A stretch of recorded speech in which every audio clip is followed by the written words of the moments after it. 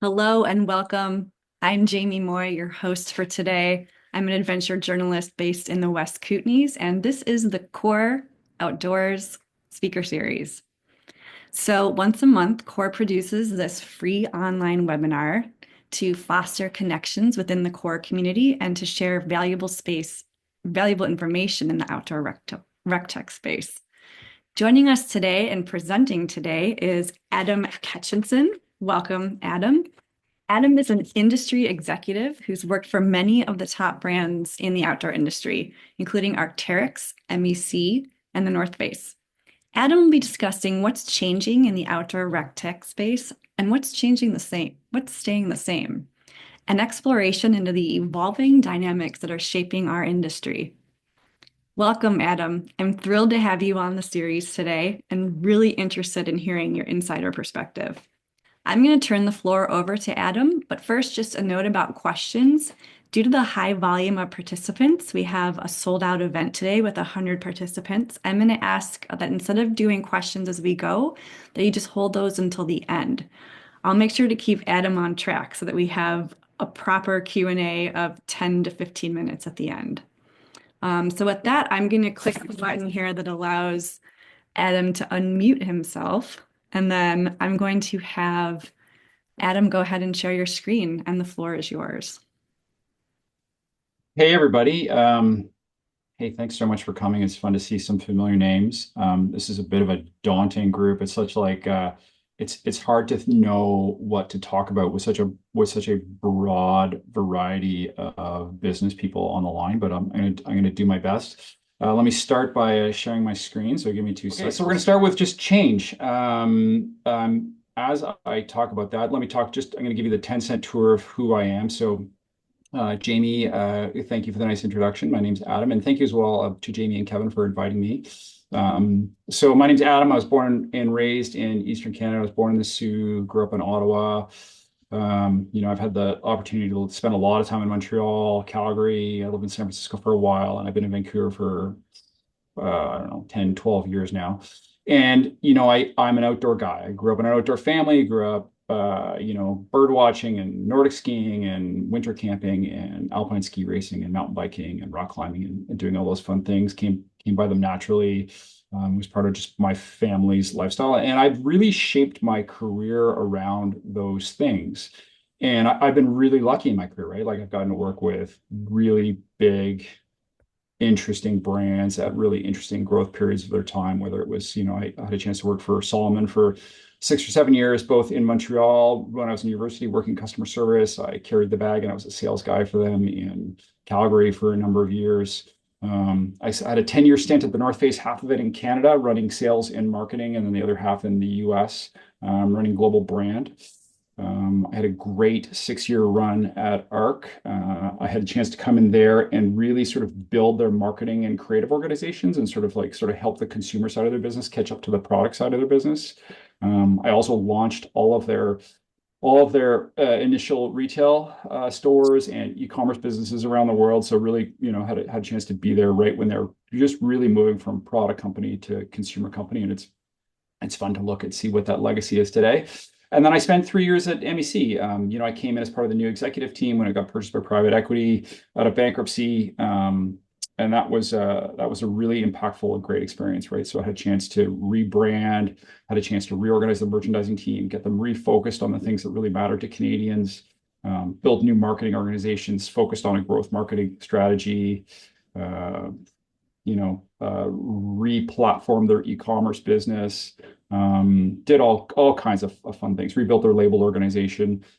Some stuff that you've already seen, I'm sure, some stuff that you'll see over the next couple of years is going to come to life. And yeah, just a great run. So I've been lucky. And those companies, that sort of balance has allowed me to do two things. Number one, it's allowed me to continue to live in places where I could do cool things. There's a shot of me there in the Waddington Range.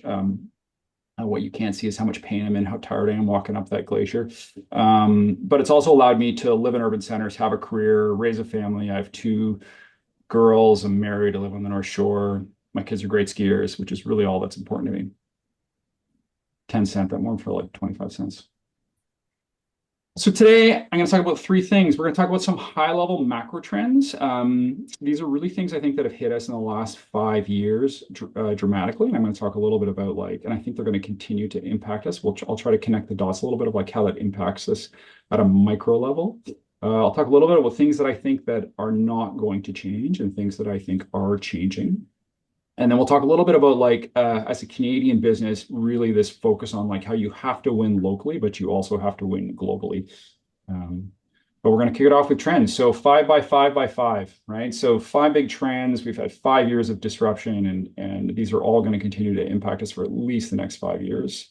My big five are they're not, it's not rocket science, right? Climate change, digital acceleration, innovation or the lack thereof, I would say, inflation, and then the big demographic shifts that we have just sort of gone through over the last little bit.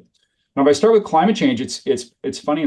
I started to think about like what's the image I'm going to use or what's the stat I'm going to use, but I actually don't need anything here. It's like I don't actually need to explain the impact that climate change is having on our business.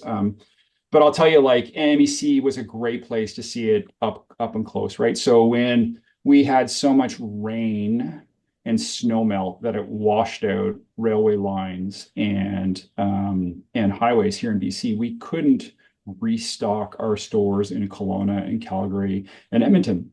And it's a good example of like that was a really, really big economic hit for us because we didn't have enough inventory on the floor.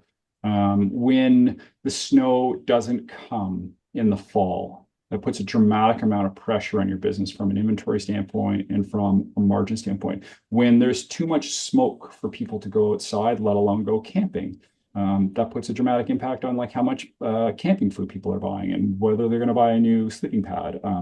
And those are things that we really, really, really felt week over week, and it's not going away, right? It's only going to probably become more variable and has a massive macro trend, massive impact. The second one is just the huge acceleration since COVID of digital on the retail space. So digital was already trucking along, taking more and more of our investment dollars and our consumer behavior every year, but really COVID just put it on, like supercharged it. And specifically in the retail space, it supercharged it. So the first is just like the amount of behavior that it changed with consumers and how they interact with brands and how they purchase product and what are those consumer interactions. You can see there's a really good chart on the right there that shows you how much that's changed over the last 5 years. And then the amount of investment, all of a sudden, every single brand and retailer in Canada spent a ton of money on becoming very, very good online retailers. So if you were a direct consumer, or sorry, if you were an online only retailer in 2018, you were looking pretty good, right? You didn't actually have a lot of competition. Your traditional brick and mortar retailers that you were competing were not very good at digital. If you look at those same retailers today, it is just a dogfight because everyone has gotten very, very, very good at e-commerce. And so the combination of like that plus Amazon plus the Shopify effect, people spending money on marketplaces really, really, really changed the retail landscape. And a lot of brands, a lot of retailers are not going to make it. Part of that digital acceleration has just been a continued acceleration of mobile. So mobile's 50% of the e-commerce transactions. I mean, I feel like I've been preaching to marketing teams and digital teams that mobile's important for the last 15 years, but we're living it right now, right? Half of every purchase is happening on a mobile device right now. Even like when you think about your SEO, like Google's really prioritizing mobile website versions from an indexing standpoint because they recognize that's actually how consumers want to interact with your brand. 60.4% of traffic is coming through a mobile device right now. And that means that they're not just shopping for your brand, but at the same time on that experience on the phone, they're also flipping over to Instagram and they're going to check their email and they're going to check their weather and they're booking a hotel reservation. They're going back to your website.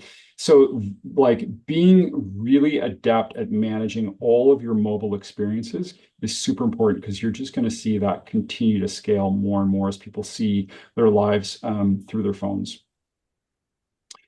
And then it used to be, like the argument was always like, yeah, all this traffic is coming through mobile, but they're not converting, right? Well, conversion rates on mobile have dramatically increased over the last 5 or 6 years. And we can really count on those continuing to climb just as the technology gets better and it makes it easier and easier for people to purchase and people get better at managing the platform. There's also been some big sort of like other shifts in like what platforms people are using, what technology people are using. So the cloud is not really that sexy. It's not really that exciting. People don't tend to talk about it a lot, but what a difference cloud computing has made. And just look at that growth in cloud computing, right? So 24 billion in 2010, 156 billion in 2020, and $1 trillion in 2028. So massive advantages if you're a small business, right? So you have no physical infrastructure, you can scale like crazy, you can leverage all of the modern tech stack tools that are out there, which saves you a ton of money, but also makes you faster, more nimble. It's easier to collaborate. You can manage your data a lot better. I see we've got Ian Dewar, who's a bit of a data ninja on the call today. And it's a really big opportunity for startups because you don't have a lot of legacy tools to undo. You can be cloud native or you can be cloud first. As opposed to if you're a big multinational company, it costs a lot of money and takes a lot of time to shift your entire business to be anchored in the cloud instead of in physical servers. The second big shift is just like the amount of money that we're giving Meta and Alphabet to drive traffic, right? So these two companies will control almost half of advertising spending by 2024, and it's way, way higher when you look at the digital space. So every single transaction that you drive, you're paying a tax to those two, to this duopoly. There's been another big shift in social, just like the rise of TikTok. So TikTok is way bigger than you think. But having said that, Instagram and YouTube are still right there. The sort of like the three horsemen. The common denominator between those three, especially for younger consumers, is just like how people are consuming content through video.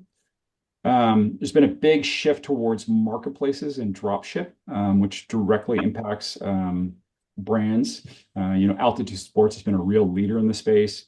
And as e-commerce businesses look to find new business models to be profitable, marketplaces dropship is a great tool, but it's also can be a great tool for a brand on a way to like free up inventory. The Canadian Tire Group spending a ton of money on it, HBC spending a ton of money on it, Decathlon, who's a formidable global retailer and very, very strong in Canada, spending a ton of money on it. So it's here to stay. It's been a big shift from a platform standpoint. And then the last is just the growth of social commerce, right? Like we're just starting to see this in North America right now. But if you look at what's happening in China right now, this is going to hit us like a truck, right? And it's going to take a lot of business probably away from the Amazons of the world, just like it has in China, taken a lot of business away from, JD and Tmall. As people are looking for ways that they can have more of a community sharing experience as part of their commerce experience. So we've shipped from innovation just shift from digital and to innovation.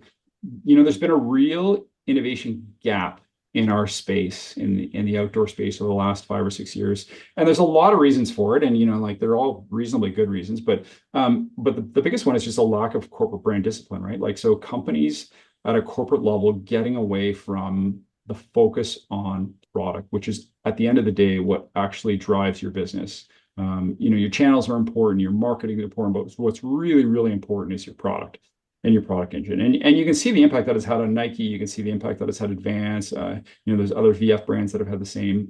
There's a ton of different companies that you can think of right now where you can think of like, man, they are stale and old and done. Right. And at the end of the day, it usually comes back to whoever's running the company at a corporate level. They've been redirecting capital into other parts of the business, right? So like moving to the cloud or launching their e-commerce business or paying their sales staff more or whatever it is. But just there's been a lot of just capital sort of directed into other parts of people's businesses. Everyone moving remote and then the turnover of tenured staffs had a really negative impact on innovation. Tenure really matters. And when you lose tenured staff, it's really hard to catch up. PFAS, so in our industry specifically, just the new regulations that have been brought in California and New York have forced companies to change the chemical makeup of all their product. It's very, very expensive and time consuming to redevelop your entire product line and your entire supply chain to make sure that's PFAS free. Hard to innovate and launch new products when you're doing that. And then a lot of companies in our space have had like too much inventory. So Lulu is a great example of this, right? Where they have so much inventory at certain points that it's hard for them to launch newness because they've got cash tied up in that inventory and they have to convert that inventory to cash before they can afford to bring in new, fresh ideas. A lot of brands are just get bigger and bigger and they get further from the consumer, right? And so they start bringing product which the consumer actually doesn't really need or doesn't want, or and you see this in innovation all the time that people throw innovation at the wall, and it's like, yeah, that's cool, that's really innovative, but if the consumer doesn't care, it's not going to sell, right? And then the last piece is moving supply chains, right? So this started with for political reasons, like everyone was moving out of China, and then it was accelerated with COVID. But anytime you move a supply chain, you know anyone who's producing overseas, you know how much work it takes to open a new factory and get them up and running and make sure that's going smoothly. There's a ton of design time, a ton of development time, and it really sucks away from innovation while you're doing that. Inflation is the next big macro trend. I mean, you're all living it, I'm sure. It's just, you know, your consumer, your staff, they're feeling a ton of pressure, right? So a couple really key quotes here.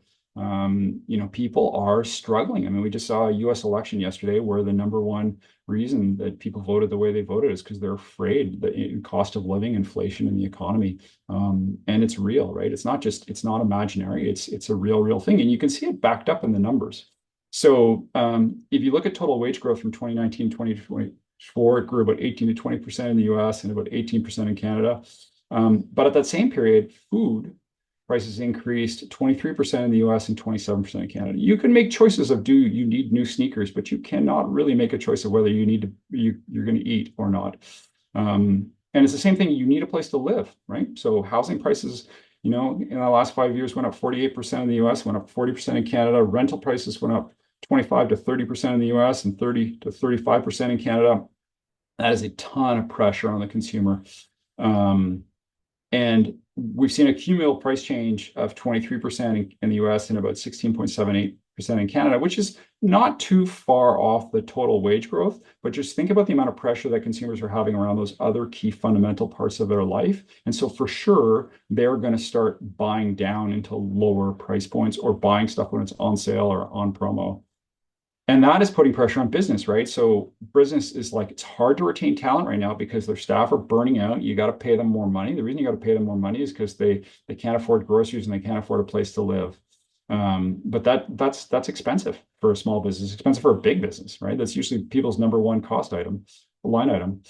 The cost of customer acquisition, it's that duopoly of Meta and Alphabet. It costs you more money every year to drive traffic. Fulfillment costs are going up for e-commerce standpoint. The more Amazon grows, the more warehouses they have to open, the higher their wages have to be, the harder and more expensive it is for you to ship stuff out of your warehouse. And then there's a ton of margin pressure right there, right? As consumers trade down in the new price bands, buy stuff on sale, only buy what they need. You start to understand why a lot of these legacy businesses are really struggling to adapt to the new cost of doing business. You know, like just way more competition online, higher operating costs, and a consumer who's looking for either cheaper stuff or more selective about the stuff, or they're looking for more value or looking stuff at a lower margin. From there, I'm going to shift to sort of the next big piece is just like this idea of like the demographic shift. I feel like, you know, 15 years ago when I was working at the North Face, we were talking about millennials, where we're here, right? Like we're in a place where the vast majority of your consumers right now are between 24 and 40, and probably not 40, right? Like probably closer to 24 than they are to 40. And your customer mix should probably be a lot younger than you think it is right now. And like that massive shift is only going to become more pronounced, right? And so millennials are the fastest growing population. They're 33% of working age population. So theoretically, the people that have a paycheck and have money, they're going to pass boomers to be the largest generation in 2029, which is quite significant. They account for 35% of the downtown population of large urban centers in Canada. And that's where a lot of us sell our product is in the cities. But right behind them is Gen Z, right? So Gen Z is 9 to 24 years old. It's the second fastest growing population. They're going to outnumber boomers by 2032 and millennials by 2045. And by 2031, 66% of the Canadian workforce will be of these two generations. So if you are not already marketing, selling, catering your business, your product to these two generations, it's going to be really hard. for the next couple of years as you age out. The Zoomers are really interesting. I tell you my pet peeve, right? So my pet peeve is people standing on their soapbox talking about how like, what are we going to do with this Gen Z or Gen Z? They won't pay as much money for product as Gen X would or Boomers would, right? They're not going to buy the expensive mountain bike. They're not going to buy the expensive Gore-Tex product. We have to make our stuff cheaper, which is just drives me bonkers because it's not true, right? And the reason I know it's not true is because the data doesn't tell you that. But it's also like, go to the ski hill, right? Like every AST1 that I see in Whistler is full of like all these 25, 26, 27-year-olds that are wearing about $4,000 worth of touring gear. You know, it's when the 22-year-old passes me on his $10,000 e-bike on the trail. They're spending money on $300 running shoes because they give them like a speed advantage, the new super shoes with carbon plates. Like they are going to spend money. They're the wealthiest generation. They're going to be the wealthiest generation ever and the most valuable to brands over time. So the average American 25-year-old earns a salary of $40,000. It's higher than every single other generation of the same age, and they're spending way more than the generations in front of them. They're the first digitally native generation. So they're super focused on digital, right? Reviews, influencers, social media, critical part of the purchase journey. But they want to go to stores. They like going to retail. They just expect you to be masters at both, right? So those are our big macro trends. I'm going to shift gears a little bit and talk a little bit about like, what do we see that's changing and what do I see that's staying the same? So at the first end, I think it's just this key of like, we should not be having like an existential crisis about like, do the outdoors matter or not? Because the outdoors really, really matter, right? Like we have seen consistent growth in outdoor activity and consistently people are looking to connect with nature. And this is really not going to change, right? How they do it is going to change. But that's been changing in the last 50 years, right? Like my dad backpacks differently than I backpack. My kids backpack differently than I did. That's pretty normal stuff, right? The common denominator is we're all wearing a pack and we're all in the outdoors.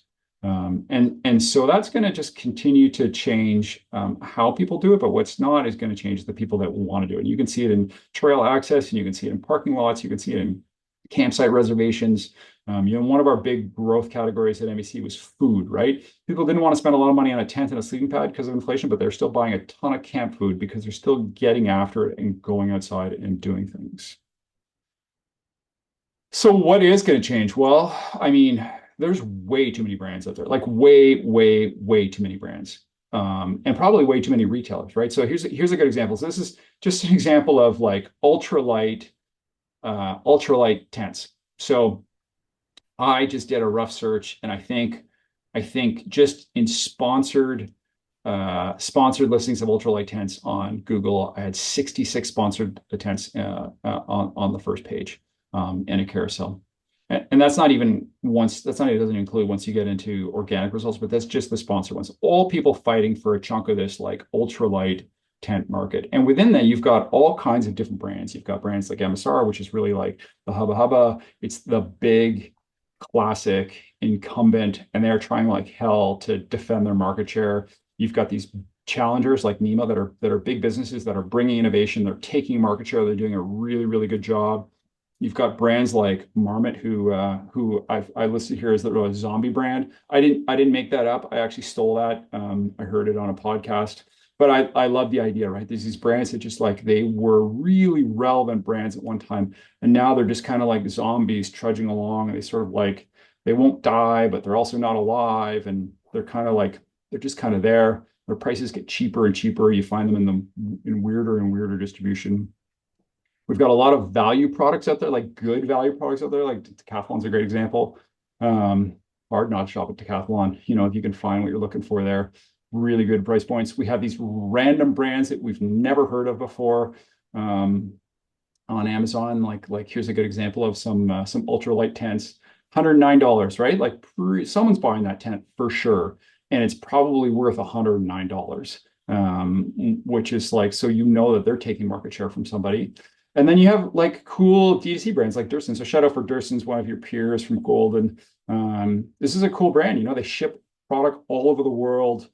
Craft company, really, really focused on product, doing something really, really interesting. But the bottom line is like there's too many of these brands. So it's good for the consumer. I would argue it's good for the consumer, but it's really bad for retailers and brands. And it's going to be really hard for them to survive because the market has become so fragmented. And so no one's going to make any money. So my expectation is you will see a lot of brands and a lot of businesses go out of business. They may sort of go out of business like a zombie, like slowly, and they may go out with a bang. It was interesting to see that Vask got shut down the other day, right? So that's a good example of like what I would consider a zombie brand.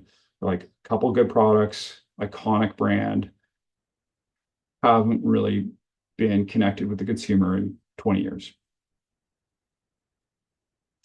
AI is something that's going to change everything. It already is changing everything. I mean, you watch it disrupt search. If you're not already using ChatGPT or something equivalent for search, then you're really missing out. I mean, Google's awful.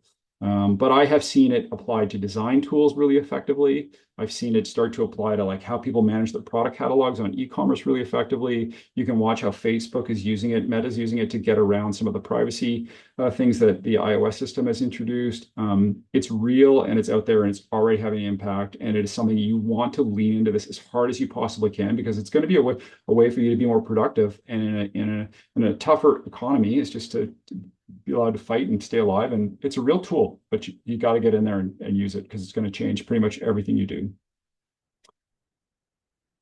The other big change, I think, is just like the huge growth of running, which has been really, really fun to see. Running is really having a moment, but it's driven by really cool fundamentals, right? It's driven by innovation. It's driven by consumers wanting to do things together in real life, social experience. It's really influenced by outdoor. We spent a lot of time thinking about like what is outdoor and what is not outdoor. Running is outdoor and outdoor is running, and that's how the consumer thinks about it. And that's how you should think about it as a brand. And then it's driven by this idea of like they have a really nice healthy balance of small independent brands that are very fast and nimble and regional and close to the consumer, and then really incumbent brands that are sort of making the right investments in product and doing a good job with their brand.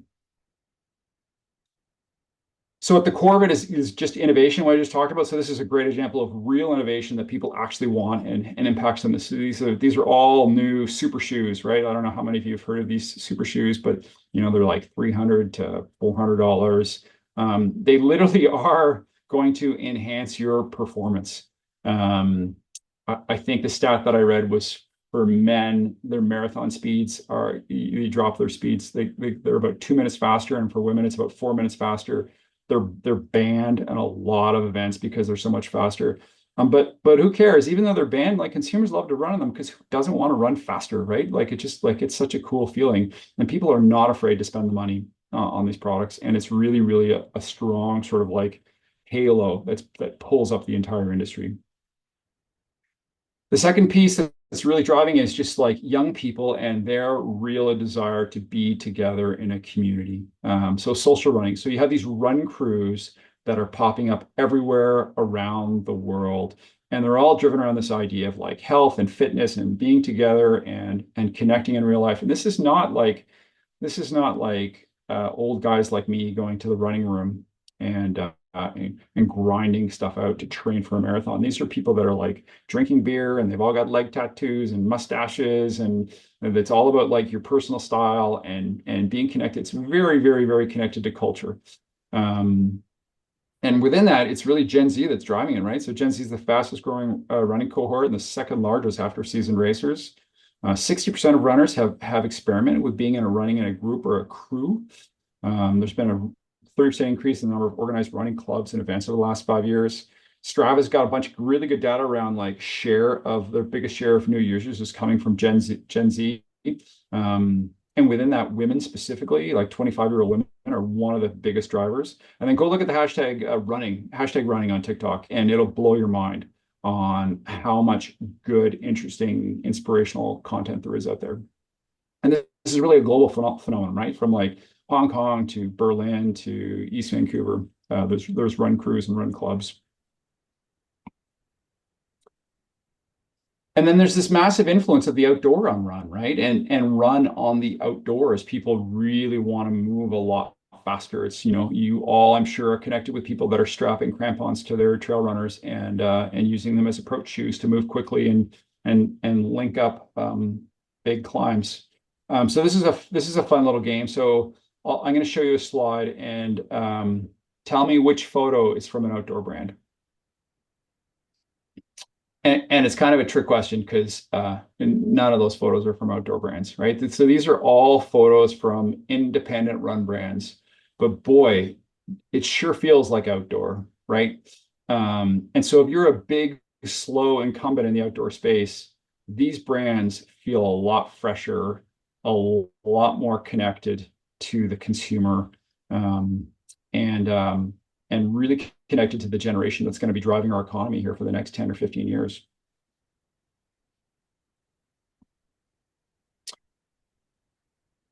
So if you look at the different types of businesses out there, there's some big incumbents.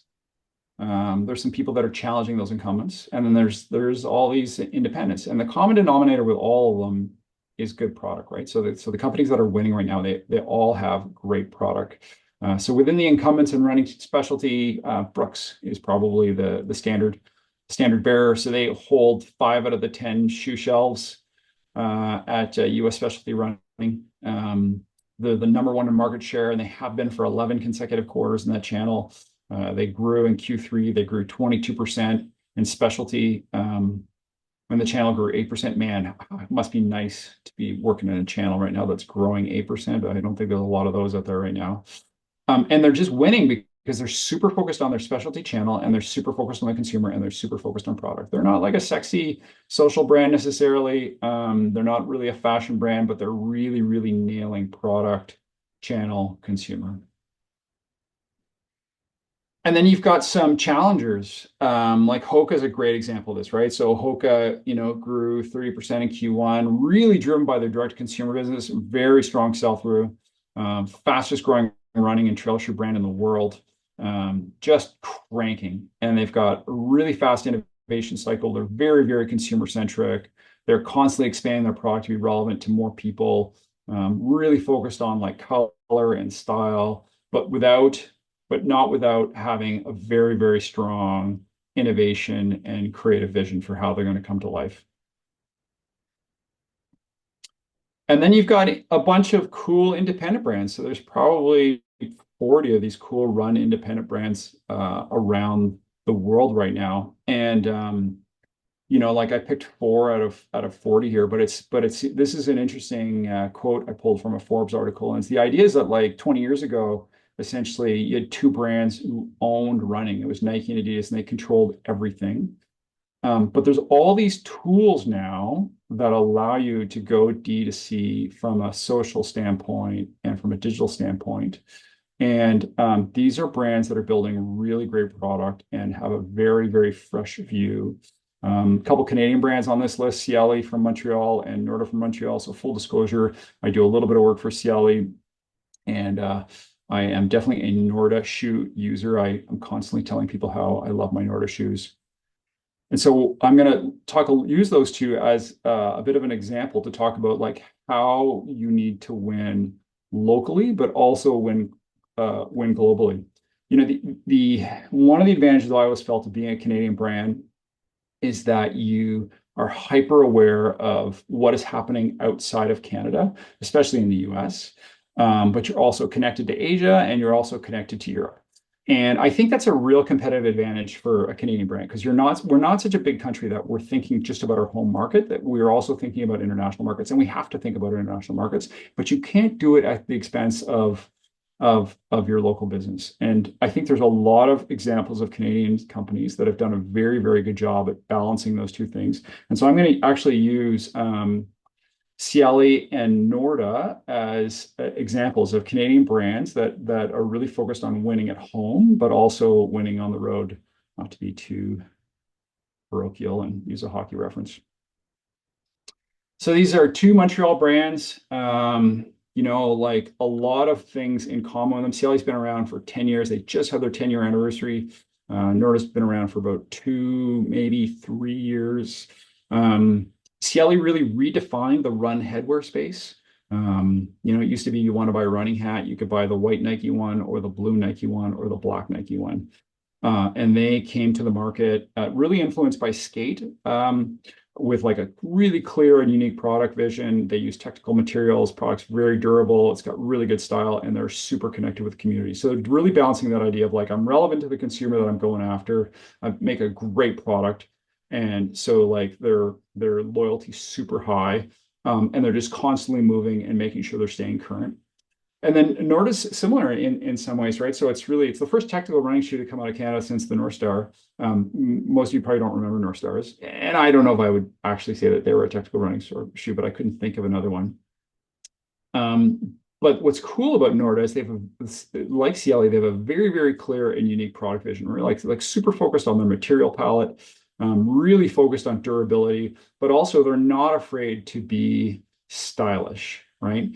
Not a cheap product. It's a very expensive product, but people will buy it because it's got really high durability and it looks good and it says something about you, but most importantly, it works, right?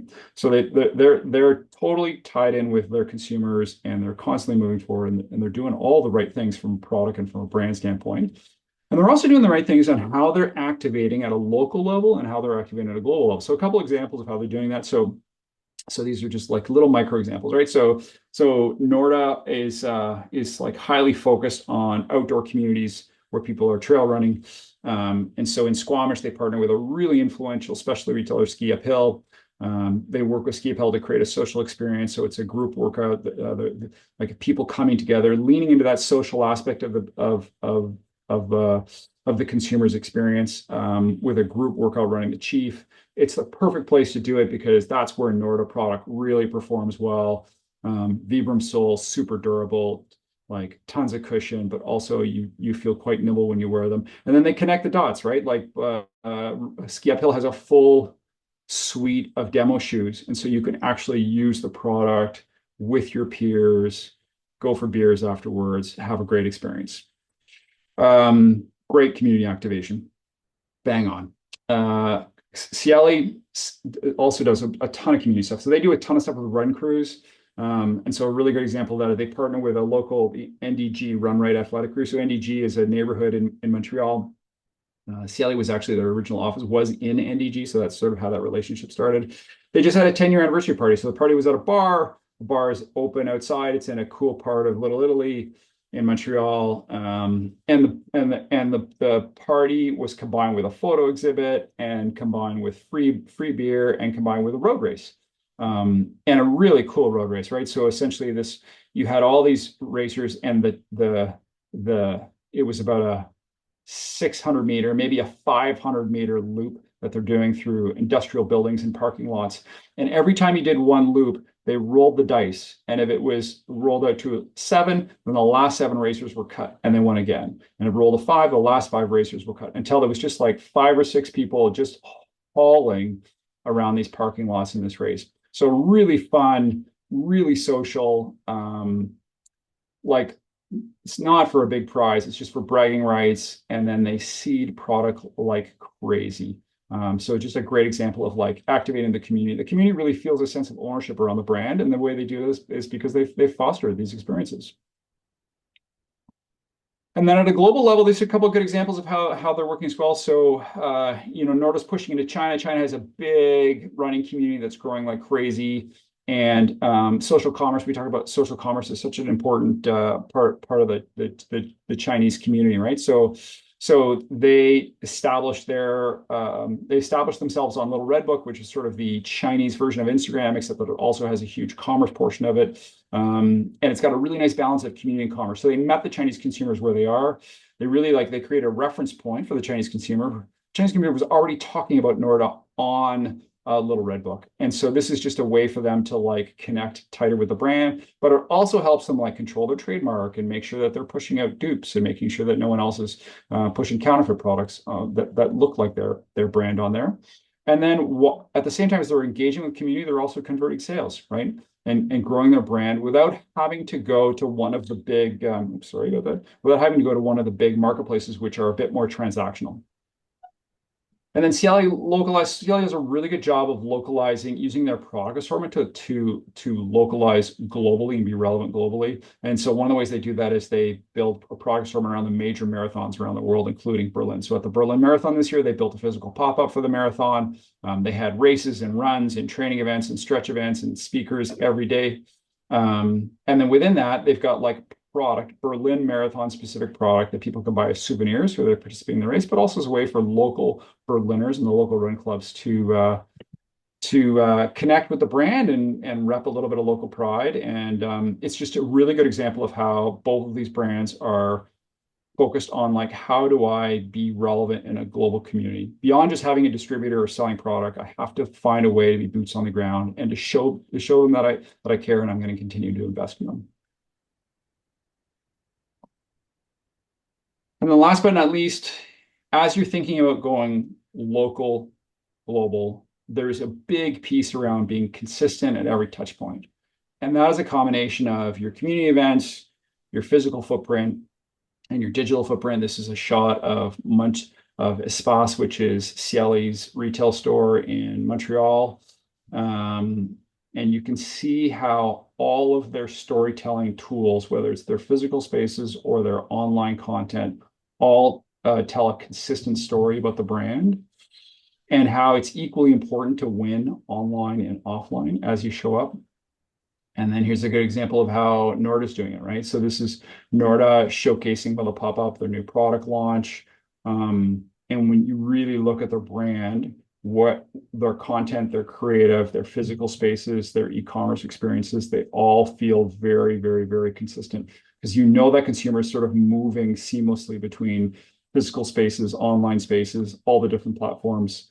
And it's critical, right? You can't be one brand in Squamish and be a different brand in Berlin. You have to be consistent everywhere you play.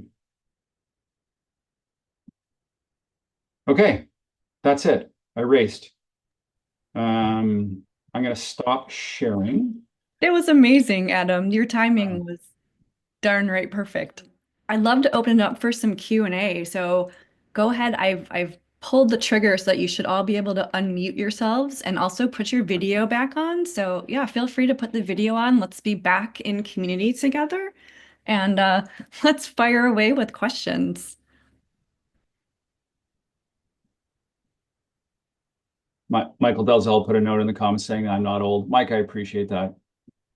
I've known Mike Delzell since I was 16 years old. We used to tune skis together at a ski shop in Bell's Corners in Ottawa. And he's older than me. I am. Good times, though.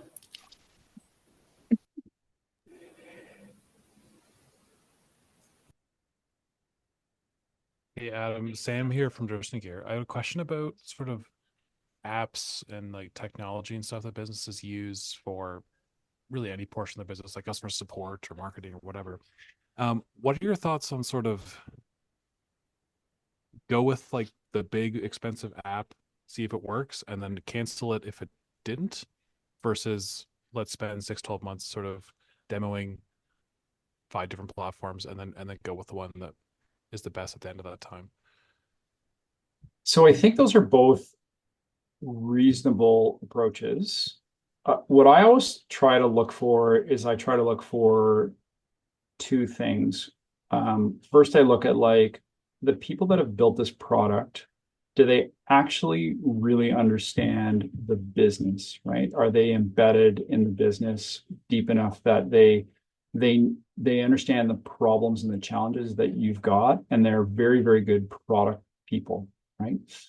So Centric is a great PLM system and Canadian system. It's become sort of like the key PLM system for so many brands doing product development around the world. But the reason it's so good is because they really understand you as a product person, what you're trying to do. They understand all the challenges you have, and they know their product really well, so they're very good at integrating.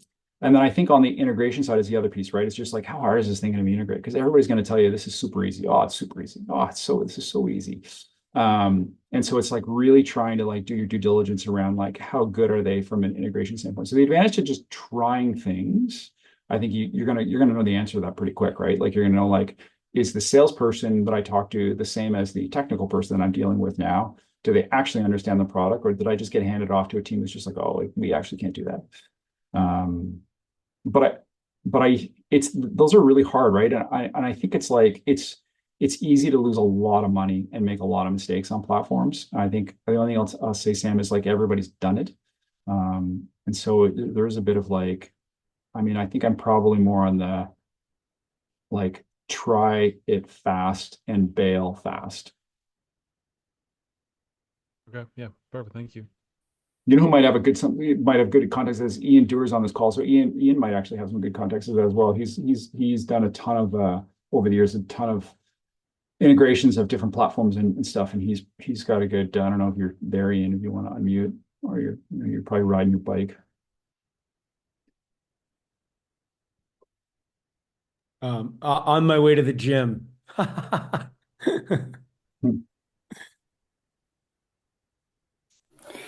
Hey, Adam, quick question about AI. And you mentioned like it's a game changer, it's changing everything. Any sort of insights or recommended tools with regards to AI and driving innovation within a company? And sort of, is there anything that you've had experience with other than like the big boys like ChatGPT and, you know? Yeah, the most direct experience that I've had so far has been on the product design side. Is just, part of getting people bought in or pressure testing a new product idea is being able to visualize that product quickly.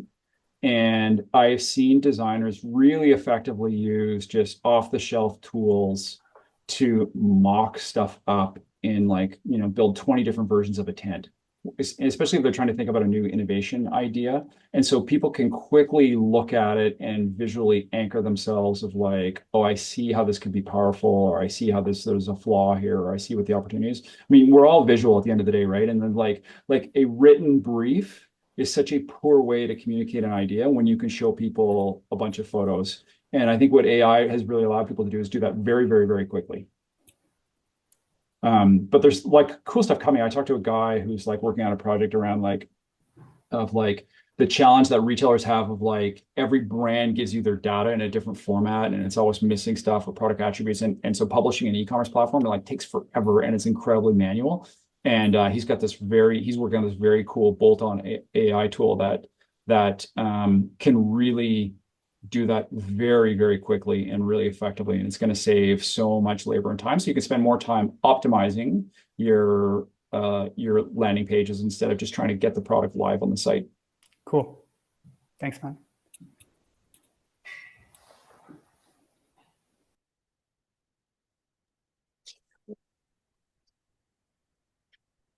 Hey, Adam, can I ask you a question? Yeah. I'm Brent from Gozo Cookware. I really like what you had to say, and really interests me about building community and building your brand through community and through activations, and kind of taking that idea that wanting to focus on Gen Z as they're being the going to be the a massive market. When you're thinking about activations, do you want to try and tailor different activations in building community towards different markets, or does like everyone love to run? Is someone as like a boomer to a Gen Z, are they all going to attend a run club, or like a social dinner, or are you creating different styles, as a run club as an example, different styles of activations for your different markets? I think like that stuff's pretty universal, right? Like, um, the guy Camp with, I don't know if you've ever seen him on Instagram, Camp with Call. So he's an online influencer, and he does all kinds of stuff around like cooking meals in the backcountry, right? So the stuff that he's doing, if you did that in China, it would be just as relevant as if you did it in Germany, and just as interesting, right? Like sampling product in store for a food brand is going to be just as interesting. Doing a run club in Berlin is the same as doing a run club. I think it's pretty universal. I think like where it gets different from a local standpoint is like you partner with a coffee shop, or is it a tea shop? Or do you partner with a beer store? It's like stuff like that. Like who are the athletes, or who are the people that are coming to speak on behalf of the brand? But I think I definitely believe that you can have a formula and a toolbox and apply that toolbox everywhere. See, thanks so much.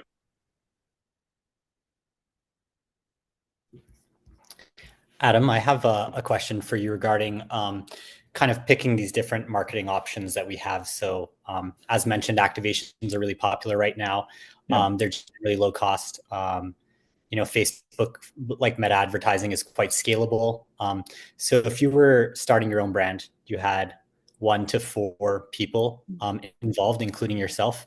What would that team makeup look like, and what would your allocation of funds go to if you had a relatively limited budget?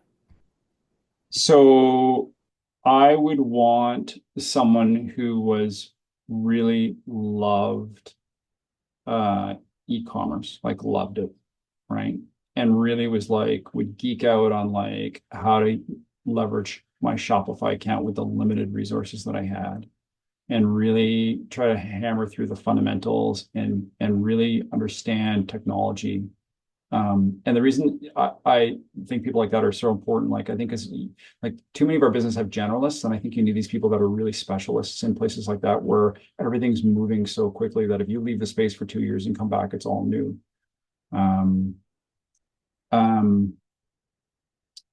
That would definitely be one of my 4 for sure. It's hard for me to answer it beyond that, to be honest with you, because it's a little bit of like it's like, what's the biggest problem you're trying to solve, right? Like, if is it distribution? Is it just like is it just getting the product to market? Is it, but for sure, at some point you're going to want to sell that thing online, regardless of everything else. And I think like those people are really, really, really powerful people, and you're never going to get that same impact by giving it out to an agency, or having it live on your marketing department, or like you want like, this is a marketing guy talking, but if you want to do great marketing, make it really easy to shop your brand. And the way you make it easier to shop your brand is like, oh, you got a good card checkout experience, and you can accept the right payments, and it's easy to see the product photography is really good, and like that's the stuff that I think really matters. I delivered my like it was 2 days to get it delivered, and the warehouse worked, and all of those sort of things I think really, really, really, really matter more than anything. After product. And regarding the split of like marketing, run like, for example, activation events or Facebook marketing or distribution, like I guess it depends on the company and the goods you're selling and the go-to-market strategy. But is there some that you feel like have been particularly effective and these Kootenai brands should leverage?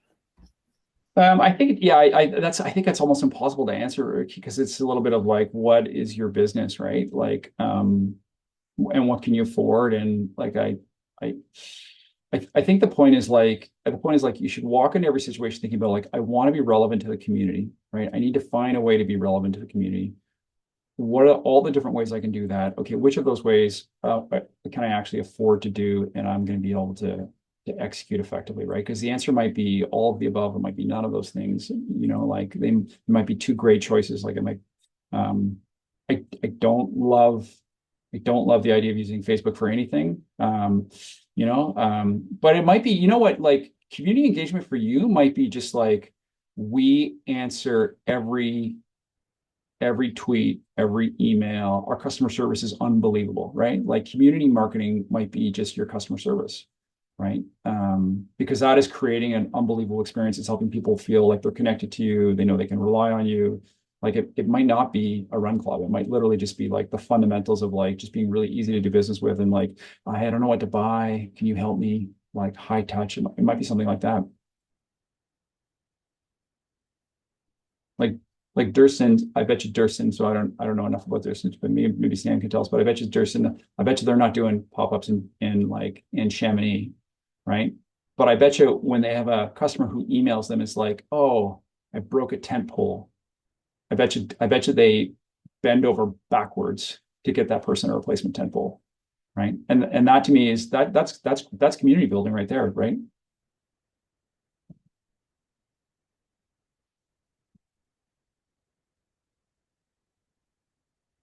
How many shout outs for Durston can we get in one call, man? I have a comment or a question for you, that I think your 2 case studies were super interesting because you were using brands that are coming in and targeting small communities to grow. But if you look at like traditional outdoor right now, there is a hesitation in my mind to innovation. I just looked at the homepage of Patagonia has a black hole bag on it. The homepage of North Face has a Nuptse jacket and a base camp duffel on it. I mean, you're bringing back the windows, the holiday windows for the North Face right now are a 25th anniversary expedition parka, right? Like brands are continuing to bring back the styles that work. And when they do push out innovation, it's super timid in terms of launch. Does it catch? No. Burn it off, replace with new innovation. Does it catch? And so the idea of sort of foundational products versus innovative products, like, do you think that there's opportunity for bigger brands to come back with that? Or are we really looking at a new sort of movement on innovation coming from these digitally native small startups pushing out direct to consumer and then going to specialty? So I think whether you're big or small, you kind of have to do both still, right? At the end of the day, right? To a certain extent, you got to keep the main thing. So the main thing at Patagonia is their black hole duffel bags, right?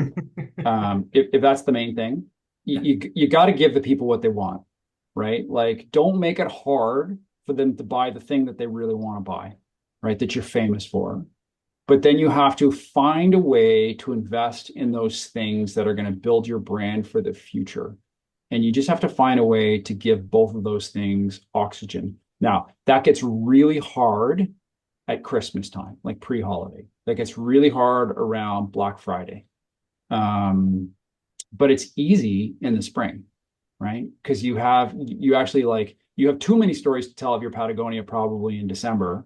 And so you kind of got to focus on the ones that are going to turn the cash register, but you don't have enough stories to tell in January, February, March, April, May, June, July. And so there's lots of opportunities to launch innovative programs. And then I think the other way to do it is like to take those iconic products, if you're a big brand, and find a way to like remix them in a way that's interesting. And I actually think that's where a lot of brands are leveraging collab strategies to do that really, really effectively. Like, so it's like give another designer the opportunity to take your black hole duffel and reinterpret it in a different way.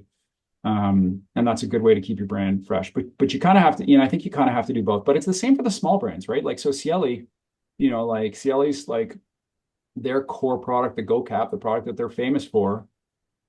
I mean, you got to give people what they want, right? You like, even if you're tired of the Go Cap, they're not tired of the Go Cap. And so you have to make sure that thing is front and center and easy to shop and available in the right places. And then you have to sort of like build the stories around it that are the stories for your nichier consumer or your future consumer or wherever you want to push the brand. But like you shouldn't be ashamed of your big workhorses, right? Because they're the things that make you famous. Now, I think there's I think the bigger issue is actually like that those companies are so conservative that they won't change those things, right? They won't change those iconic products. Or worse, they make those products cheaper and shittier, excuse my language, over time because like every year, the cost of building that Nuptse jacket goes up 2 to 4%. They don't want to raise their retail price because they're like, oh no, $129 can't be more than $129. It's got to be $129, and it just gets older and older and crappier and crappier. And then it's gone, and you just shot the golden goose. I don't want this to end, but I'm seeing that we're at time. So I think I have to say thank you, Adam, and thank you, everyone. And this concludes our webinar for November. We will be hosting another one in December, in early December. So stay tuned for more information on that in email. And then in case you didn't know, we also have a Core Outdoors podcast hosted by our own Christian Rawls. So you can go online to the Core website and find that under the initiatives tab.